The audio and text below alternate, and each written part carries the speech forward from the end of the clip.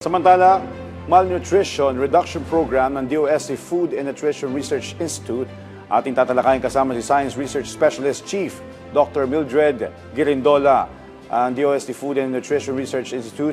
Dr. Girindola, magandang tanghali po. Welcome po sa Bagong Pilipinas ngayon. Magandang tanghali po, sir.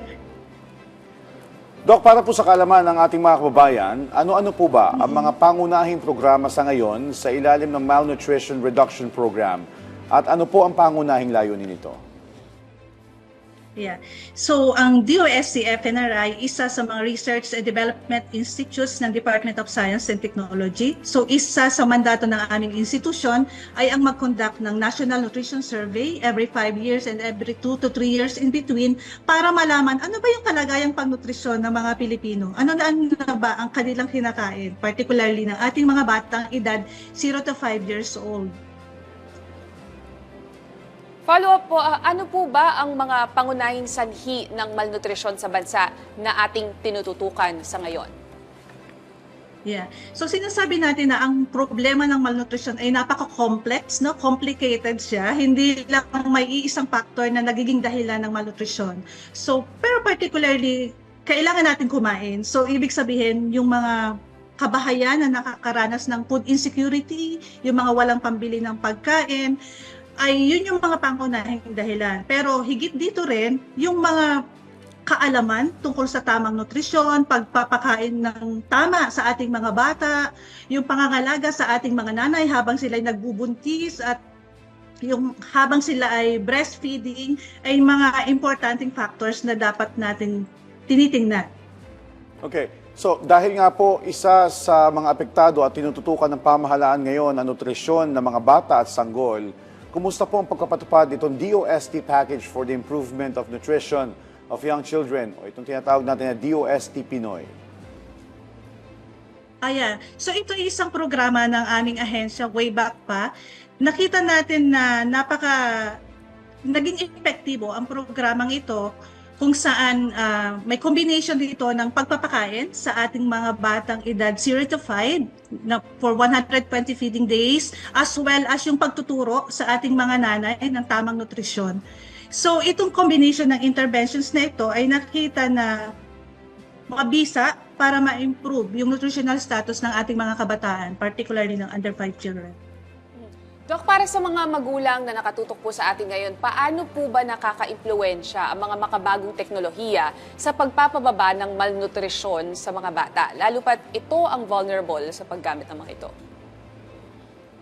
Yes, so sa ngayon kasi ang dami ng sources ng information, ano? At sabi nga natin, sa bahay, sa tahanan, unang nagsisimula yung good nutrition. So when we say walk the talk, so dapat yung ating mga parents, yung unang modelo ng ating mga kabataan sa tamang nutrisyon. So it means na sana nagagabayan yung ating mga kabataan kung ano ba yung tamang nutrisyon sa pamamagitan ng paghahanda, pagpe-prepare ng mga nutritious foods sa ating tahanan, ugaliin na maging pleasant, no? Happy experience yung pagkain ng sabay-sabay ng pamilya. At the same time, kasama sila, no? They are part of meal planning, preparation, tinuturuan mo sila nung ano ba yung kahalagahan ng tamang nutrisyon. And also nga yung exposure nila, no, sa social media. So sana magabayan din po natin ang ating mga anak na kung ano yung dapat na masustansyang pagkain na meron sa ating mga tahanan. Okay. Doctor, bukod po sa kabataan, mayroon po bang partikular na mga inisyatibo o programa na nakatuon dun sa mga vulnerable sectors pag nandun sa mga libdib na lugar, sa mga barangay? At paano po ninyo sinusukat yung tagumpay ng mga programa sa mga lugar na ito?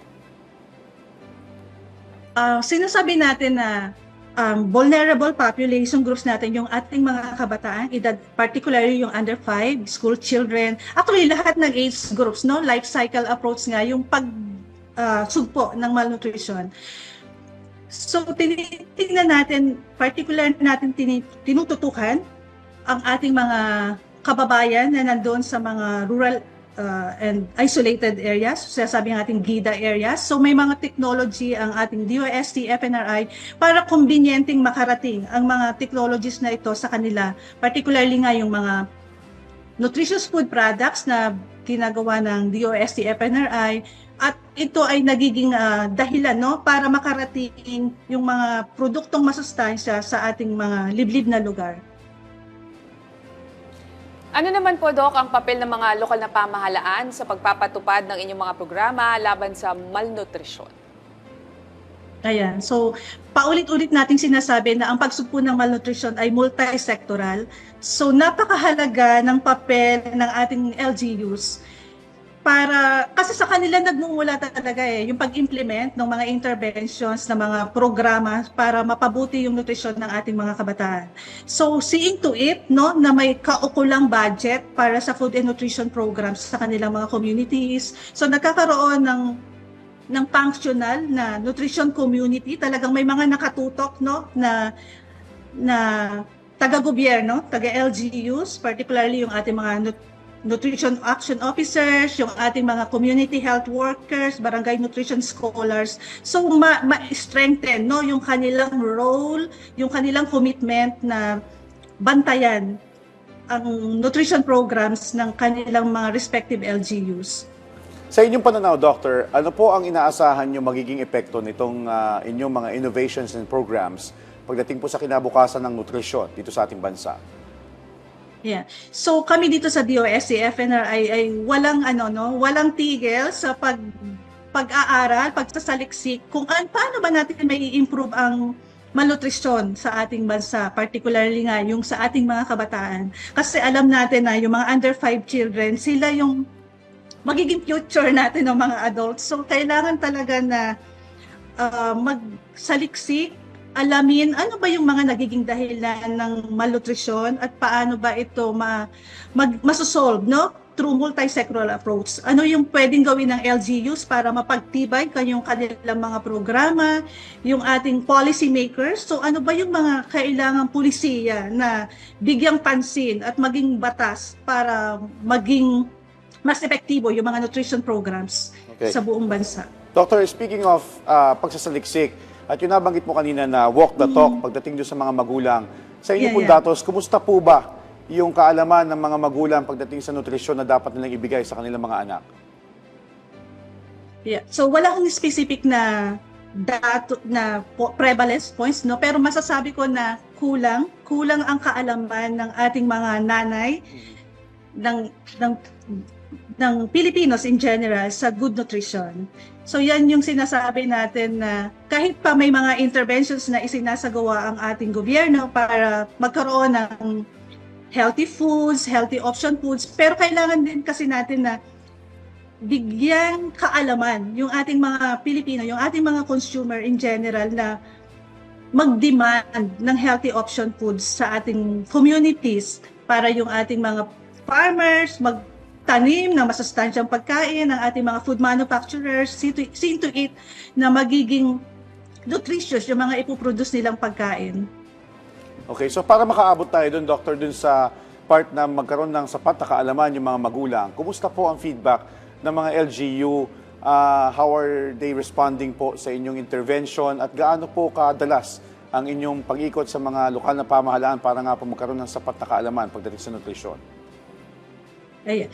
So, wala naman kami talagang direktang mga intervention na binibigay sa ating mga LGUs. Pero yun nga, every 5 years, so may sinasagawa tayo na National Nutrition Survey, and every 2 to 3 years yung updating survey. So dito nalalaman ng ating pamahalaan from the national to the local level kung ano na yung kalagayang pangnutrisyon ng ating bansa at ano yung sa mga rehiyon, ano yung dapat na bigyang pansin at tutukan pagdating sa pagsugpo sa malnutrisyon.